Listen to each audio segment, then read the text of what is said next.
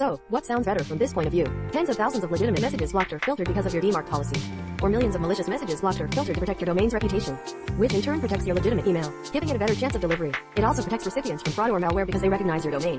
Our data also shows that only a small number of subdomains can be legitimate, and that some others are likely to be fake, such as donations from non-authenticated domains. By adding a quarantine or denial of service policy SP to your organization's domain and managing individual P policies for your legitimate subdomains, you can protect yourself against multiple of these attacks without having to apply the same policy to locations that may not be prepared for a stricter regime. I believe that the widespread feeling that DMARC denial of service hinders delivery is a result of too many DMARC enthusiasts blindly saying they all need a denial of service policy, or incorrect application of the underlying authentication standards of the SPF and DKIM. If denial of DMARC is detrimental to service capacity, why would an organization like the WHO want to have a denial of service policy on DMARC? As an organization that sends highly relevant electronic messages to highly engaged audiences, it must be sensitive to its ability to provide services.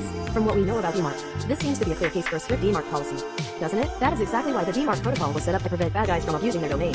Something like this was said the publication of a policy to reject a DMARC could be considered negligent because it would lead to the rejection of certain accusations. Suffice it to say that this is not a marginal opinion. Those who think that the DMARC can block genuine mail are technically correct, at least on the essential point that the DMARC's rejection policy would lead to the blocking or filtering of certain mail at the time of writing, though whose current DMARC policy is PNONA, which only requires the communication of emails using its domains. The decision on the desirability of a DMARC email denial policy must be made on a case-by-case basis, and with expert input. It is to the credit of opponents of a strict WHO policy that a DMARC denial policy is not a good idea for all senders. It shouldn't surprise anyone that bad cops are exploiting the biggest global crisis of generations for personal gain. But even as an experienced veteran in the world of email and email abuse, I was truly surprised at the scale of malware, phishing and other abuses specifically targeted at the crisis. This is the usual starting point for the implementation of DMARC, but at this stage there may be some things that can help reduce identity theft or additional phishing in the subdomains. If your domain unexpectedly starts to generate higher rates for complaints and bounce and phishing reports, you can easily destroy your domain's reputation overnight. Surprisingly, there is no other reason why email is blocked or filtered the poor reputation of the domain.